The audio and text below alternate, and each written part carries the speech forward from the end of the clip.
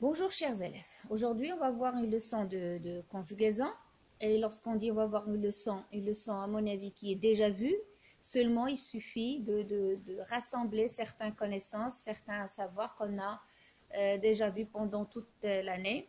Donc aujourd'hui on va voir bien sûr les verbes irréguliers, mais avant de parler des verbes irréguliers, je tiens quand même à faire un rappel de certaines notions, certaines données qu'on a vues pendant toute l'année. Et je commence bien sûr, puisqu'on a les verbes irréguliers, je vais commencer par le mot clé, qui est le verbe. Donc on ne peut pas parler de la conjugaison, on ne peut pas vraiment dire qu'il y a une conjugaison si on n'a pas ce mot, cette classe grammaticale qui est le verbe. Pourquoi? Parce que le verbe est le seul mot qui se conjugue. On n'a pas vraiment un autre verbe dans les classes grammaticales qui se conjugue à part le verbe. Et aussi le verbe, c'est un mot, ou bien les verbes sont des mots qui indiquent quoi? Qui indiquent des actions, des changements ou bien des états. Lorsque j'emploie un verbe, c'est généralement pour ça, ou bien pour indiquer une action, ou bien pour indiquer un changement, ou bien un état. Et que fait le verbe? Le verbe, ou bien les verbes, ils placent ces actions, ces changements et ces états dans le passé, le présent ou bien le futur. Voilà pourquoi toujours on a le verbe, ou bien il est au présent, ou bien il est au passé, ou bien il est au futur. D'accord? Donc, c'est le seul mot qui se conjugue. Et on a parlé aussi, lorsqu'on a dit que le verbe est le seul mot qui se conjugue, on a dit qu'il ne se conjugue pas comme ça,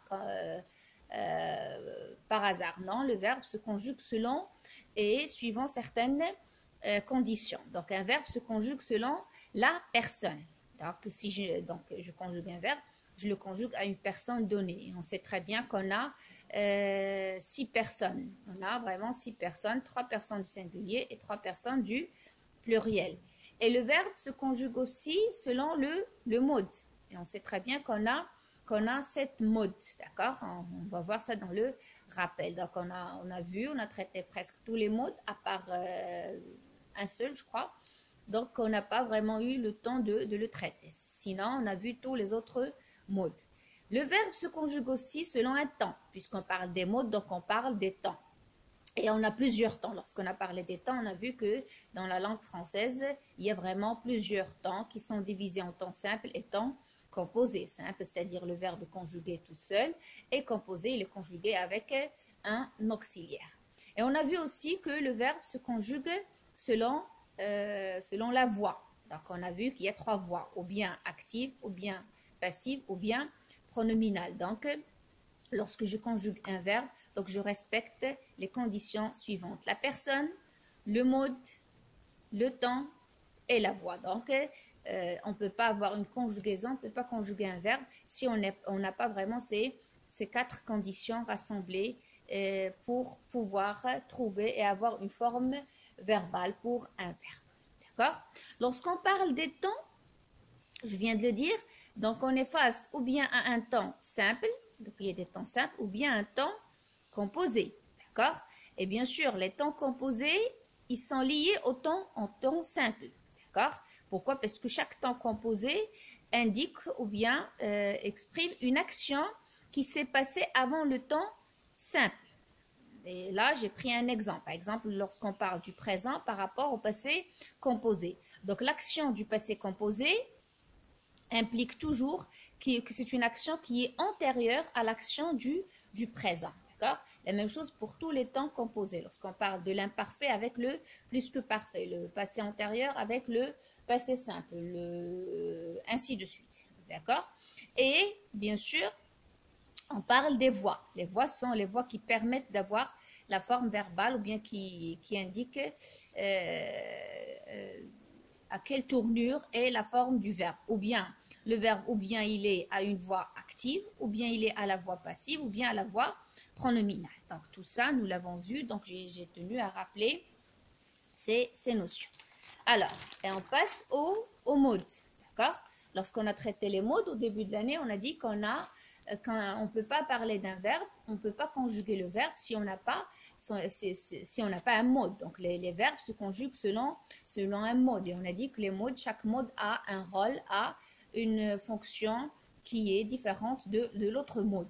Alors, le mode le plus fréquent, le plus employé, nous l'avons dit, nous l'avons répété, c'est le mode indicatif. Et bien sûr, d'ailleurs, c'est le mode qui contient vraiment un grand nombre de temps. Donc, dans le mode indicatif, on a 8 temps.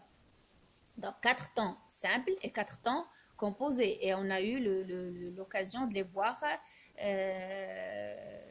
tous ces temps pendant cette année. Donc, les temps simples, on a le présent, le passé simple, le futur simple, l'imparfait et le passé simple. Et pour chaque temps simple, on a un temps composé qui est lié au temps simple. Donc, pour le présent, on parle du passé composé, le futur simple, le futur antérieur, l'imparfait, le plus que parfait, et le passé simple, le passé antérieur. Bien sûr, un verbe est toujours, il prend une forme verbale, il a un autre mode qui est très très fréquent aussi, c'est le mode infinitif. Généralement, c'est l'infinitif présent qui domine. Donc, l'infinitif présent, c'est ce qu'on appelle toujours l'infinitif. Quel est l'infinitif du verbe? C'est-à-dire, là aussi, il s'agit d'une forme verbale du verbe à un mode qui est clair, à un temps qui est clair. Donc, l'infinitif présent. On a aussi l'infinitif passé. Donc, pour le mode infinitif, on a 2 temps. Un temps simple qui est présent et un temps composé qui est le passé. Donc, par exemple, ici, aller, être allé, manger, avoir mangé, finir, avoir fini, venir, être venu, ainsi de suite. D'accord? On a le mode gérondif, c'est pas un mode très très fréquent, nous ne l'avons pas vraiment traité. C'est vrai, c'est un mode qui est très fréquent, mais nous l'avons pas traité. Et je tiens à le voir à part avec une leçon qui est séparée, puisqu'on n'a pas vraiment eu l'occasion de bien parler de ce mode et de le traiter. Mais il suffit de dire qu'on a le mode gérondif. Puis vient le mode impératif. Le mode impératif est aussi un mode qu'on emploie souvent dans presque tous les textes et même dans la vie quotidienne, même dans nos expressions orales, on emploie l'impératif. Et l'impératif se compose de 2 temps, un temps simple qui est le présent et un temps composé qui est le passé. On dit l'impératif présent ou bien le passé de l'impératif. Donc, ce sont 2 temps qui composent l'impératif. On a aussi le mode conditionnel, qui est aussi un mode employé, qui a un rôle, et on a vu vraiment les emplois de ce mode, et c'est un mode qui a vraiment sa place dans la langue française. Et pour le conditionnel, il a un seul temps simple, qui est le présent, et un seul temps composé, qui est le passé du conditionnel, le conditionnel passé. Et on a aussi le mode subjonctif. Pour le mode subjonctif, c'est un mode qui est composé de 4 temps. C'est pas comme l'impératif, l'infinitif, le conditionnel, le participe et le gérondif, où on a seulement 2 temps, présent et passé. Alors, après l'indicatif, c'est le subjonctif qui contient le deuxième nombre de temps. Donc, et dans le subjonctif, on a 2 temps simples qui sont le présent et l'imparfait du subjonctif. Et on a des temps composés, c'est le passé du subjonctif et le plus que parfait du subjonctif. Et comme nous l'avons dit pas mal de fois, l'imparfait et le plus que parfait du subjonctif sont des temps du langage soutenu, donc ils sont rarement employés. Et les plus employés, les plus fréquents sont le présent et le passé du subjonctif. D'accord? Sans oublier le mode participe, c'est un mode aussi qu'on emploie souvent. Donc, il y a le participe présent et le participe passé. Donc, on ne peut pas parler d'une conjugaison d'un verbe sans vraiment évoquer le mode et le temps. Donc, toujours, si on a un verbe à conjuguer, la question qui se pose, je le conjugue à quel temps et à quel mode? Bien sûr, après, à quelle personne et à quelle voix. Donc, voyez l'importance de ces conditions pour conjuguer un verbe. Voilà, donc ça, c'était un petit rappel sur comment, ou bien selon quelles conditions conjugue un verbe. Tant que le verbe est un mot qui est très très important dans la conjugaison, c'est le mot clé pour les phrases verbales. Donc on ne peut pas avoir une phrase verbale sans avoir un verbe. On ne peut pas avoir un verbe comme ça sans qu'il ait une forme verbale qui respecte certains repères et certaines conditions. Donc, et parmi ou bien ces conditions sont le temps, le mode, la voix, bien sûr, et la personne. la personne. Bien sûr, il y a des temps qui n'impliquent pas la présence de la personne, comme le participe, l'infinitif, ainsi de suite. Il y a des temps où on a vraiment besoin de la personne, d'accord? Mais cela dépend de l'emploi du verbe et de l'emploi du mode, bien sûr. Maintenant, on passe au groupe. Bien sûr, lorsqu'on parle du verbe, on ne peut pas parler du verbe sans parler des groupes, parce que savoir et connaître les groupes des verbes permet aussi de savoir conjuguer convenablement et correctement le verbe. D'accord? Vous le savez, je sais que vous savez qu'il y a le premier groupe, il y a le deuxième groupe, il y a le troisième groupe. Pour le premier groupe, l'infinitif avec ER, sauf pour le verbe aller. Deuxième groupe, infinitif avec IR, mais à condition qu'on prononce les deux S, généralement dans le participe présent, mais aussi dans l'indicatif aux personnes du pluriel, dans l'imparfait, ainsi de suite. Et le troisième groupe, ce sont les autres verbes. Si j'élimine le premier et le deuxième groupe, donc qu'est-ce qui reste? Il reste le troisième groupe qui sera classé sous 4 sous-groupes, si on se permet de le dire, des groupes avec IR sans prononcer les deux S pour le différencier du deuxième groupe, le groupe en OIR, WAR, et le groupe en RE. Bien sûr, le quatrième groupe, c'est en ER, on parle là du verbe aller. Alors, cette distinction des groupes de verbes permet aussi d'arriver à la partie qui intéresse notre leçon. D'accord? Donc, lorsqu'on dit un groupe de verbes, donc premier et deuxième groupe, ça fait partie ce sont les groupes qui permettent d'avoir les verbes qu'on appelle les verbes réguliers. Que veut dire, maîtresse, les verbes réguliers? Nous l'avons dit pas mal de fois, mais je tiens quand même à le redire pour bien l'assimiler. Donc, les verbes réguliers sont des verbes qui ne changent pas de radical, qui ne changent pas de conjugaison. Ils ont les mêmes conjugaisons. C'est-à-dire, si je sais conjuguer un seul verbe du premier groupe à n'importe quel temps, à n'importe quel mode, quelle que soit la voix, quelle que soit la personne. Donc, il suffit de reconnaître la conjugaison d'un seul verbe pour pouvoir conjuguer tous les verbes du premier groupe sans problème. Donc, voilà, ce qui laisse que ces verbes sont réguliers, c'est-à-dire on suit la même conjugaison. On prend un seul verbe et c'est la même conjugaison qui s'applique sur les autres verbes du même groupe, le premier groupe. C'est la même chose pour le deuxième groupe. Il suffit de connaître un seul verbe, savoir le conjuguer au temps et au mode qu'on a, aux personnes ou bien aux voix. Et comme ça, on aura vraiment cette possibilité de pouvoir conjuguer tous les verbes du deuxième groupe sans avoir vraiment de soucis. Voilà pourquoi on les appelle les verbes réguliers, parce que ce sont des verbes qui ont tous les mêmes conjugaison. Donc, on n'a pas vraiment, on ne prend pas beaucoup de peine pour faire cette conjugaison.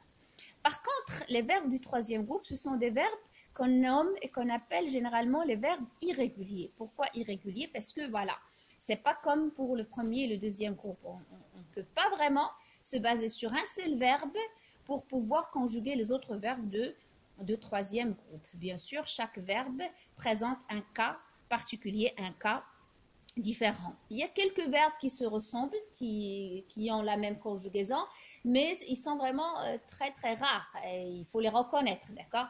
Si on parle de venir avec revenir, tenir, appartenir, vendre et rendre, ainsi de suite. Mais c'est pas vraiment une bonne solution parce que pour la majorité des verbes troisième groupe, on a vraiment des verbes qui n'ont pas la même conjugaison. Donc, je suis appelée à reconnaître chaque cas tout seul, à savoir un grand nombre des verbes troisième groupe, savoir les conjuguer pour dire que, voilà, je peux conjuguer les verbes du troisième groupe autant que je veux, au mode que demander, à la personne demandée, à la voix demandée, ainsi de suite. Donc, voilà pourquoi on les appelle les verbes irréguliers. Donc, ils sont irréguliers tout simplement parce qu'ils changent. Des fois, ils changent complètement le radical. Ils changent souvent le radical. Des fois, même dans la même personne, on n'a pas le même radical.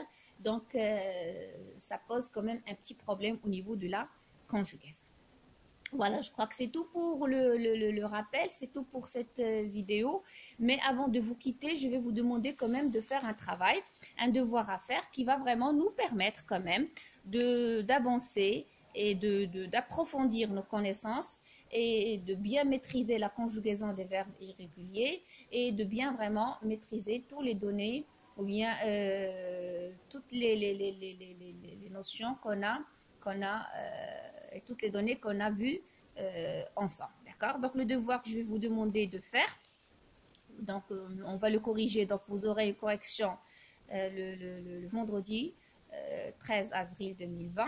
Alors, qu'est-ce que vous êtes appelé à faire? Vous êtes appelé à faire les exercices 1, 2, 3 et 4 de la page 306, 307, 1, 2, 3 et 4 de la page 308, 309. Donc, voilà, ils sont là ces pages. Je vais vous les montrer. Donc, vous les avez ici. Donc, pour la page 336, donc l'exercice 1, vous allez conjuguer au présent qui convient. Donc, c'est maintenant, on passe vraiment à une situation très, très importante, très, très sérieuse. Donc, il ne s'agit pas seulement de conjuguer au présent, mais il s'agit aussi de savoir quel présent, c'est-à-dire quel mode, parce que nous l'avons vu dans le rappel, vous le savez très bien, presque tout, c'est pas presque, mais tous les modes ont un présent. Donc là, il est à vous de pouvoir arriver à faire cette distinction. Quel présent je vais choisir? Bien sûr, il faut suivre la valeur des temps, il faut suivre le mode, il faut suivre même le sens pour pouvoir répondre à cette question. Donc, vous avez cette phrase. Et pour cette phrase, vous avez des verbes à conjuguer au présent, mais c'est à vous de vraiment de repérer le mode de ce présent. Est-ce que c'est le participe, l'indicatif, le conditionnel ou bien le subjonctif? Après, dans le deuxième exercice de la même page, vous allez conjuguer au passé simple les phrases obtenues. Et là, je crois qu'il s'agit d'une mission qui est très, très simple, voire même facile à faire, donc vous n'aurez pas vraiment un problème. Pour l'exercice 3, vous allez conjuguer au présent qui convient. Là, voilà, c'est la même situation de l'exercice 1. Donc, il vous demande de conjuguer au présent, mais c'est à vous de savoir et de repérer exactement à quel mode il faut conjuguer. Donc, il faut suivre le sens, comme je l'ai dit, il faut suivre le rôle du mode, il faut suivre la valeur des temps. Et ça, nous l'avons vu ensemble en classe. Puis, vous allez aussi conjuguer au passé simple d'autres verbes du troisième groupe des verbes irréguliers. Et si vous prenez la page 308 et la page 309, vous avez le même travail. Donc, si vous l'avez remarqué, donc les temps, vous êtes appelés à conjuguer au participe présent, au conditionnel présent, au subjonctif présent, à l'indicatif présent ou bien au passé simple. Donc, c'est tout ce qui est demandé dans ces 4 pages où vous avez 8 exercices à faire. Donc, je tiens à ce que vous soyez sérieux. Vous allez faire le travail. Et le vendredi, Inch'Allah, vous aurez la correction de ces 4 pages. Merci et bon courage.